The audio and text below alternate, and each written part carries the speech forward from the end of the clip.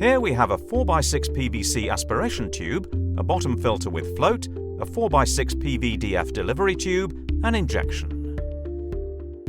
Remove the cap, screw in the delivery tube,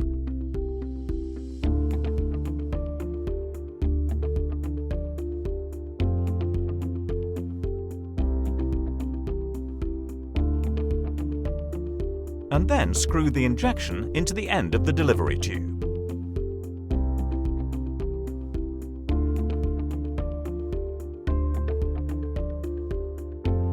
Then remove the cap from the bottom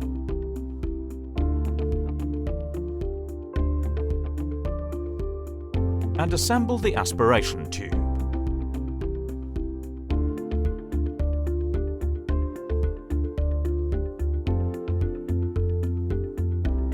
Take the bottom filter and connect it to the aspiration tube.